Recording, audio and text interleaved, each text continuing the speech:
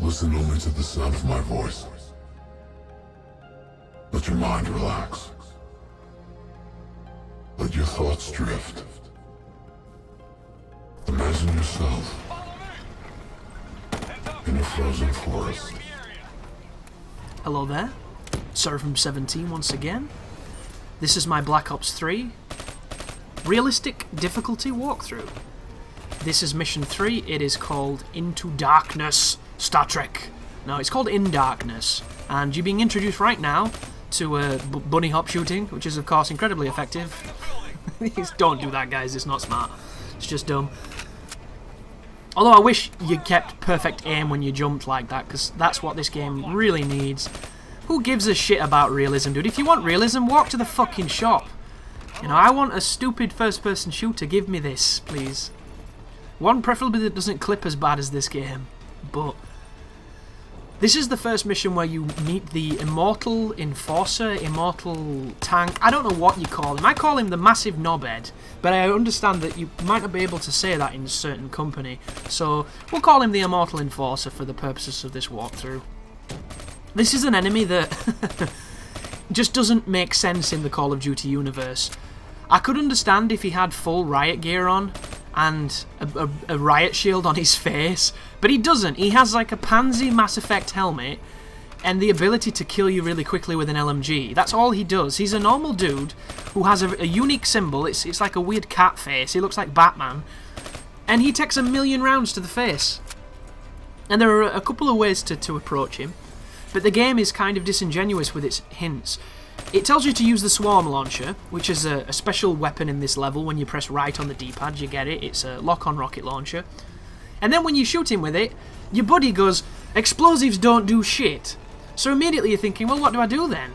Because the game's told you that explosives don't work.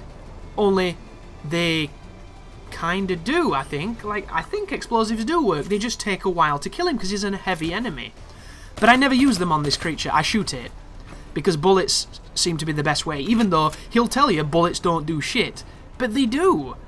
So why is he saying this? And I appreciate, you know, for dramatic effect, like, oh, we can't kill this thing, it's fucking us up, or whatever, but to tell the player that bullets don't do shit generally means that they want you to do something special, like drop a sign on him or deport him. But you have to shoot this dude with something. So I find it really strange that they did that, and I find it really strange that this guy exists, because after like 5 or 6 missions, you'll never see him again. He is a very specific enemy, and he fucks off sooner rather than later, which I'm very glad for, because he's just dumb. He's replaced by giant robots, which are just as bad, but at least giant robots make some sense, because it's, you know, it's the future. Robots and shit. Oh, this is the lock-on launcher, by the way. You might be... Did he say it? Oh, he didn't say it. That's a shame. But on a serious note, how do you kill this enemy? The ability I'm using right now is great, because it can stun enemies. If you use this on him, it'll make him stunned, but it'll only make him stunned for 1 hit, which I think is really cheap. And what will happen is, shoot him in the face, he'll recover, hide, wait for it to regen, hit him again, shoot him in the face. That's one way of doing it. I believe you can maybe shut him down with the electronic one as well, but I'm not sure because I've not tried it.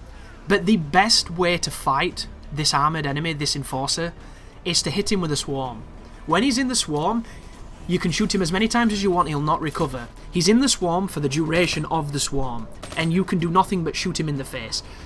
And then as soon as it stops, wait for it to charge again, hit him with the swarm again, shoot him in the face. If you use that quad burst assault rifle, you can kill him in 1 clip. It's incredibly powerful. Any other weapon, and it's going to take a little longer. But that is the single best way I've found to kill him, and it's going to work reliably. But at the moment, I've done something interesting on this particular playthrough, because I was using abilities I didn't use on my first run. So that is essentially the Chaos Tree, and then when I started using it for the guide, I fell in love with it, because it's just a better tree. But right now, I spent a bunch of cyber cores on... I spent a bunch of fabrication kits on cyber cores, so I actually have the ability to do a much better move than I'm doing right now. But I was experimenting with this move to see what it was like, and to its credit, I really liked it. And did you see what I did then? That was me probing the environment for enemies. You walk around holding your ability. If you get any target, you know where they are, you can use it, or you can choose not to use it and shoot them with your gun. It is a really good way of assessing an area for threats. But please don't use this one I'm using. Use the skull face that's vomiting, because it is the best move in the game, I think, outside of maybe some of the hacking skills.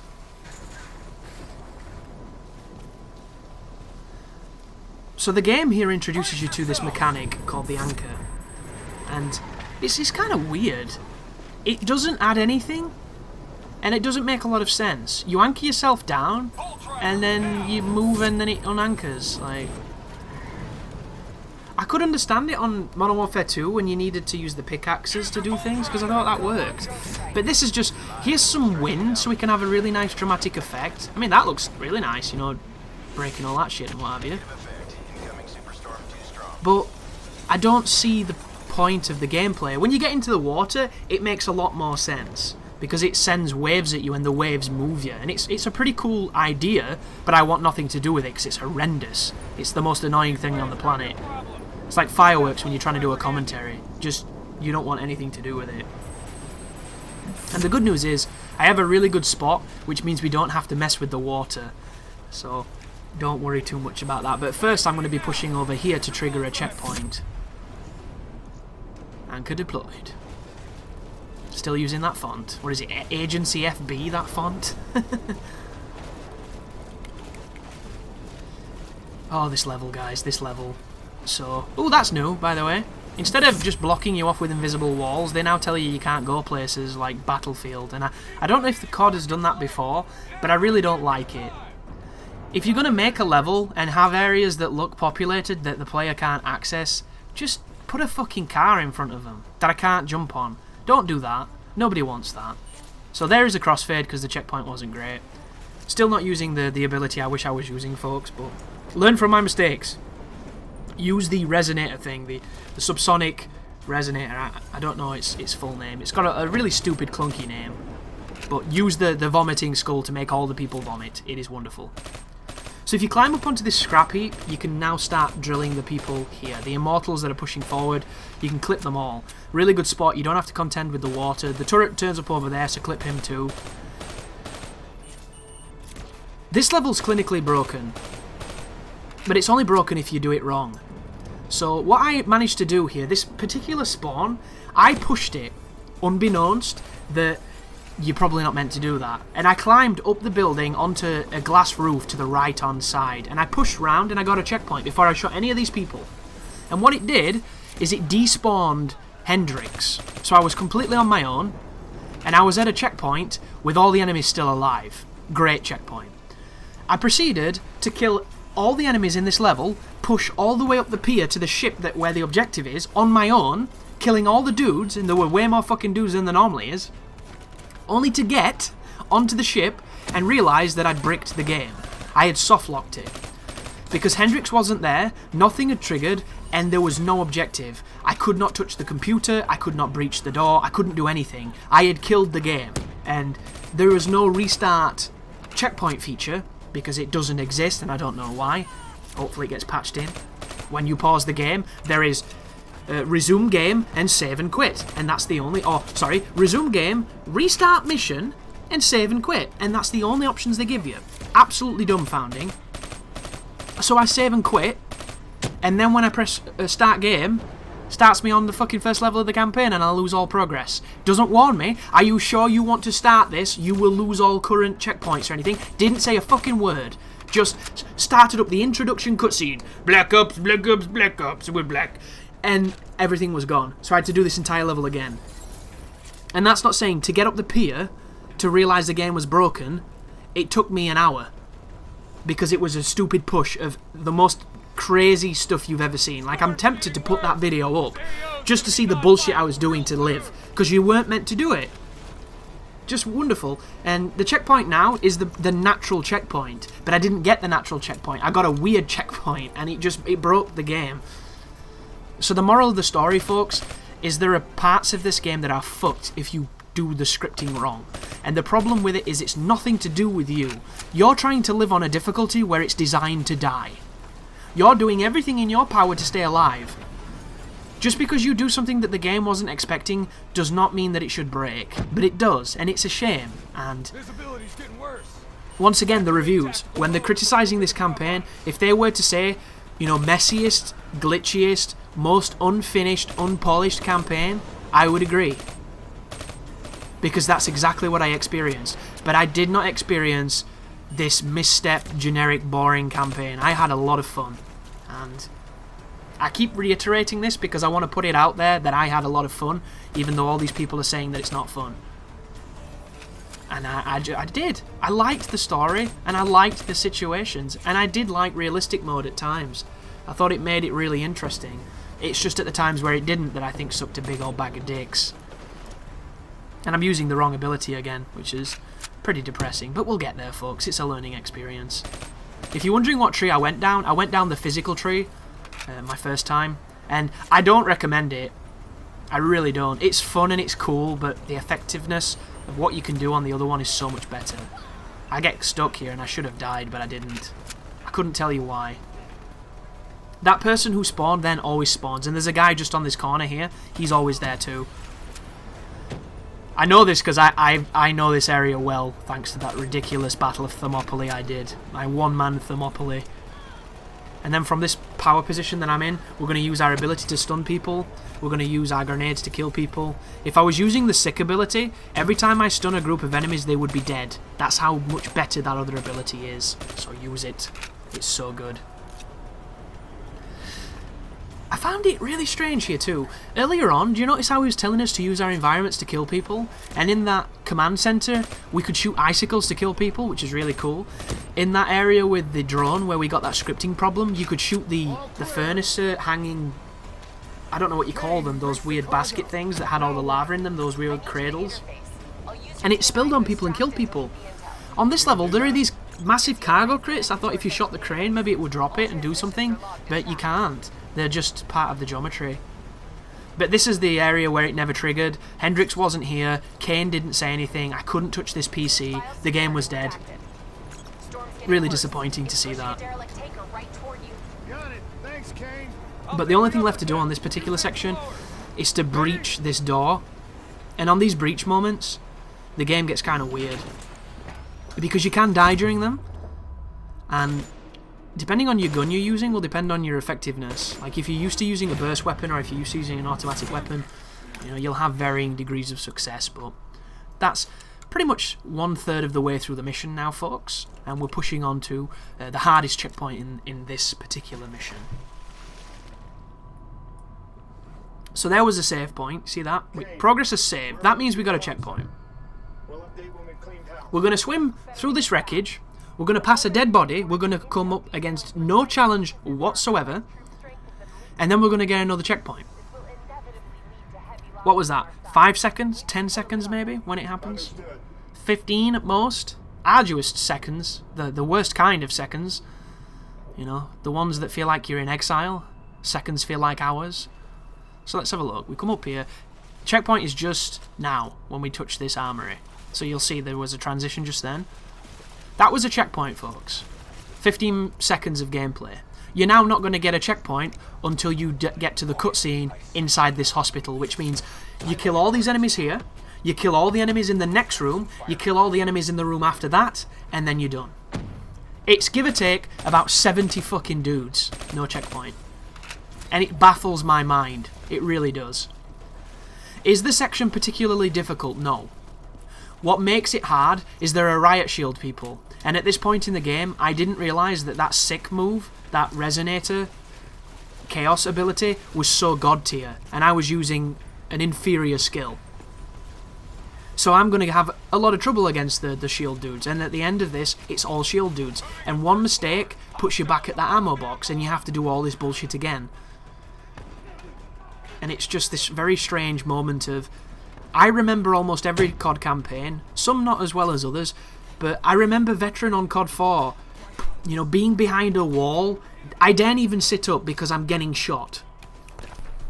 And you might be thinking, well, just regen. But the reason this doesn't feel so difficult is because on Veteran, on those games, you died just as fast as you die in this game at times. There were moments where you could get multi-hit and just utterly fucked. Like, straight up destroyed. It happened all the time. And when you're on your belly, behind that piece of cover, afraid to return fire because you might die and you don't know where the checkpoint was, The grenades came, and they found you. And your only hope was to just move, and you didn't care where it was, you held your breath, and you ran forward, and maybe you got behind a piece of cover, and on the screen it said checkpoint. And you're like, oh my god, thank goodness. And then you immediately died, but you got that checkpoint. And that's what it was. It was an incremental marathon. You moved 5 yards, you got a checkpoint, you died a million times to move 10 yards to get the next checkpoint, and that's what those games were. And there is a beauty to that design. It's not great design, but there is a system that can be gamed. On a sequence such as this, you don't get a checkpoint in forever. Like, it just doesn't make sense. In those older titles, this particular sequence would have had 3 checkpoints in it. There would have been a checkpoint when you pushed in this building, there would have been a checkpoint when you pushed forward when the spawn of those women's come in the lower room, and there would have been a checkpoint when those shield guys came. Guaranteed. Because that would have made it just another encounter. Would it have taken away from the difficulty of it? No, because the only reason that you were dying is because of the fucking shield guys, and the shield guys are assholes anyway. The difference here is you're being punished unnecessarily to do 2 extra fights because of the way one enemy works. And just because the difficulty itself. Like, you see it at the bottom? The very bottom ability, did you see it then? It looks like you know that painting that woman fucked up? It looks a bit like that. No, it doesn't. It looks like that ghoul-faced painting. I don't know the name of the artist, but it's the one that's holding its cheeks, and it's got that very, that very famous, like, ghoul face. That's what it looks like. A little bit like the Scream mask, but not really at all. So right now, when you push forward, there'll be a spawn of, like, 3 people in that bottom room. Happens every time once you clear this room out. If you get a good grenade in there, you're laughing. Now, if you push towards the doorway, on either left or right hand side, there's going to be a spawn of shield guys, and you're going to hear Hendrix say, guys with shields, or something stupid. When that happens, you want to back up, because they're really good at clipping you from stupid distances, and I haven't figured out that ability I have right now is god tier. It kills shield people through their shields. Not that, Chris, not that. Go again. Again. Please use this move. So I send out the swarm because it's a strategy that I'm trying to make be a legit thing, and then I'm going to throw a grenade to try and stun. And I'm hoping Hendrix does a lot of the work here, because believe it or not, he's amazing at killing these at everything. The AI in this game is great. Hendrix. The other AI can suck a dick, because all it does is get in the way and fail the mission. So I'm going to get grenades if you're wondering. I'm sick of this checkpoint, I'm sick of dying, and I'm going to go and get grenades. I should be reading what that bottom ability does instead of focusing on this brain thing. But I am a trier, guys. I try to make whatever I'm using work, even if there are better options. And sometimes it is not a good thing. But ignorance is bliss, isn't it? I have this move that makes this game way easier, and I'm not using it. And you should be. Please. I implore you to use that move. It is wonderful. But instead, I'm going with the stun. I think he's killed them, actually. I think he's done his job. And this is when it gets tricky, because you can get rushed here, and you can also get spawned on in this bizarre moment. It only happened once, but I had a guy behind me, and it doesn't make any sense, because there was no reason for him to be there. He didn't pass me. There was nobody in this room. I'm looking for just anything at that moment. But there's nothing in that bottom room. Is there anything in this left room? Yeah, this is the way you're meant to go. So when you get to the end of this corridor, it's going to trigger a bunch of shield guys. And you can see that I'm super tentative on this spawn, because I've been shot as they spawned. So be very careful, guys. I didn't trigger it because I don't think he said anything. I think you can trigger it. Oh, here they come. So you can see from the DNI through the wall that they've just approached.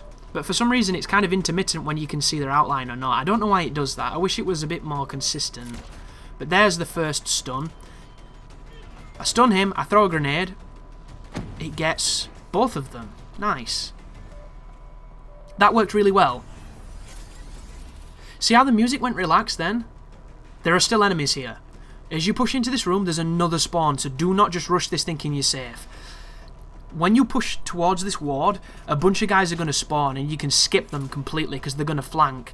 A bunch of them go to the right, like this guy's going, see them? And they're going to move around the right-hand side of this room, normally. So you can just run towards Hendrix, where he's ran, and get over and done with. But I'm going to kill them, because they killed me enough times for me to be very annoyed at them. And then I'm going to be a little patient here, just checking my corners, making sure nobody comes from behind. Because if you die, you go all the way back to the ammo box after the swim. And I do not want to do that, so very tentative. Notice how I'm feeling out the game world looking for a threat with the ability. It's not showing any threats, and I think I'm just going to sprint for it. Or I'm going to crouch for it. Stay in cover, stay safe. And once again, this might look like it's unnecessary, but I've been killed by somebody who I couldn't tell you where they came from. I just got shot. And it's one bullet and it's all done. All your hard work is over. I'm double checking this wall now to make sure that nobody's on the other side, because there are times when that will proc your DNI, so it's really useful. And once you get here and you rush this top area, it is a checkpoint. But that is a very miserable sequence. That was probably the first area that I was stuck at for about 30 to 40 minutes, because if you try and rush it and that's what you do, you just lose. They've managed to turn COD into Dark Souls. They've turned it into a game where every single fibre of your being wants to rush and get back to where you died, but if you do it, you die more. And it's actually a bit of an insult to Dark Souls to compare this to it, because the difficulty on that game is meticulously balanced outside of the checkpoints. The checkpoints will always be god-awful, because that's what that game's famous for. However, this is, of course, Call of Duty, so we will stick on topic as much as I can as we push forward to the black site, which is going to open up some of the plot of the game for us. I thought this was cool as well. Look at the lighting. This game is way darker than the other games, but it's because I think the lighting is more dynamic, it's more realistic, and it comes at a price. There are moments where you just can't see a fucking thing. There's a sequence later on that really reminds me of the Robot Factory from Time Splitters 2, where you have to kill some robots that have gone crazy, and you cannot see, dude. There's no torch on your gun. You just can't see, and it's going to look horrible on YouTube because you can't fucking see. I couldn't see on my TV. And when you shoot your muzzle flash, it doesn't give you a realistic enough flash to be able to see, which I thought was really disappointing with the lighting, actually. I thought the muzzle flash was going to be, you know, really, really effective, and it wasn't. So that section, you're just looking for glowing dots and shooting them. It's ridiculous. It's like playing fucking Space Invaders. But there's robots here, and I'm going to be using Immolation, and the great news is, I don't think there is a better move against robots than Immolation that kills. There are great moves for shutting robots down and enabling you to then kill them, and there are great moves for hacking them, but I don't think there are any that kill quite as effectively as Immolation. But this is a nice and easy and fun section with a lot of checkpoints, unlike the previous one. And you're going to be able to see a direct contrast here just with how many checkpoints there are. Because we got one when we started this area, we got one when we came in this room just then, and we're going to get one on the other side of this room, and it's just... It's this very strange dichotomy that I can't understand. Because as a walkthrough maker, I spend an almost insane amount of time listening to fireworks. Wonderful. Chastising video games because of checkpoints. And I don't think it would be such a big thing if there was consistency in it. Like, if the checkpoints in this game were consistently shitty the entire game, I wouldn't really have a basis to judge it by, because they're just shitty. You know, I would just be saying, the checkpoints are shit, you've got to live with it, it sucks, I'm sorry, I wish it was different, it should be different, but it's not. However, it isn't. And I think that's what makes it harder to take. The fact that it is so willfully friendly at times, and then at other times it's like, what's that, you wanted to not have to do 15 minutes of gameplay again? Well, fuck you. I made this game, you will sit through it, damn it. And it is all over the place, with some really bizarre moments, and I think it's that shifting ideal that makes it more annoying for me personally, as somebody who does pay a lot of attention to checkpoints, who does lament, condemn, and praise certain checkpoints, because they're what keep you alive. They're literally your fighting chance of winning. Without them, you wouldn't win. You know, it's so dangerous a game at any moment to not have some kind of safety net. And it might make me sound casual, but I don't really like people who throw that word around willy-nilly, and if that's part of, you know, your character to condemn people for being casual because they don't adhere to your standard, I think it's just a terrible stance to have. It's that whole meme internet ignorance which winds me up. And it's great when you're being funny and when you're joking, but there are people who legitimately believe that, and they get rather abrasive with it too, which I always find. There it is, the anti-Sonic resonator thing, and I didn't put it on. Oh. Then again, I don't know how many humans there are here, so I don't really need it, but when I discover that move, guys, you're going to see a shifting of the tides. Trust me. But something that I haven't spoke about, and I really should. This game has a skill that goes in the same slot as Copycat that lets you pick up enemy guns, that goes in the same slot as the ability to wall run and boost jump. And I don't know the name of it, but it is called, essentially, Second Chance. You will die and get revived and have a second chance at life. Some people might want to use that. It is definitely a legitimate way of having an easier time with realistic mode, but I find it incredibly frustrating and I hate it. The game does this really cool thing. At the beginning of a mission, it tells you the ranges of the engagements. It tells you if it's going to be close, medium or far. So it tells you what weapon to choose, essentially, based on those estimations. It also does an additional thing of, there is a field kit that you can pick. And the field kit is what the game thinks you should take. It's generally a weapon that's fit for the situation, a decent secondary, and a perk that will help you in that situation. And the good news is, you don't need to have unlocked the field kit stuff to use it. You can just pick it.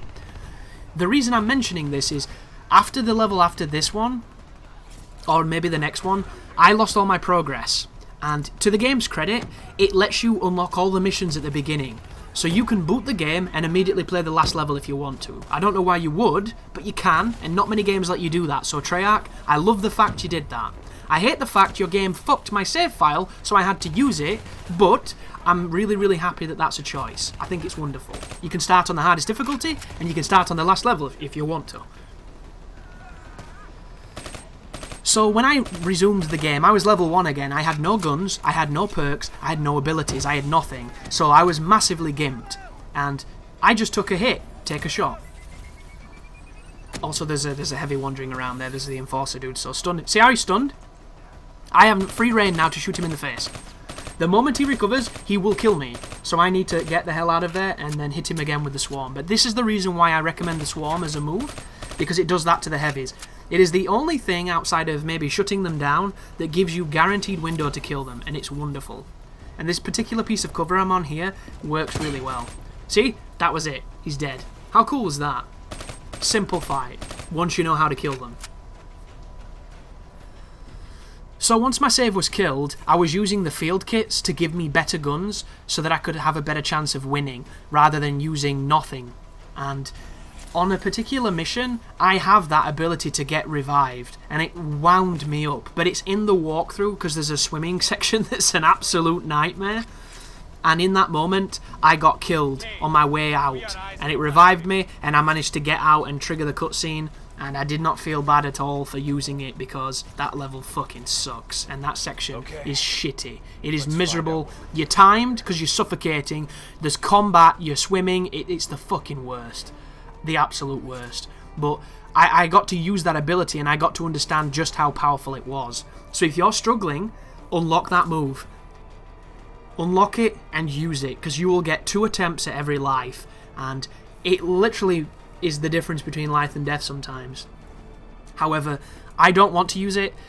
If I could have had my actual save file and done that mission properly, I would never have used it, but I didn't. Beggars can't be choosers, and it's just the way it ended up. So, yeah, really, really useful though. You might see, I don't know actually. I don't know if I've left enough of it in. There are sections where you'll see me check what the field kit is to see what the game's recommending. If the game's recommending a sniper rifle or an LMG or a shotgun, it means that the scenarios you're going to face could have that particular thing. I prefer to have copycat so I can have a sidearm that's useful. And you'll often see me with an assault rifle that I like and a side shotgun. Because you pick a shotgun up, if any robot gets close, it's dead. Really, really effective. And same with the launchers and things. But that's the end of the mission, guys. Thank you very much for watching, and you take care now.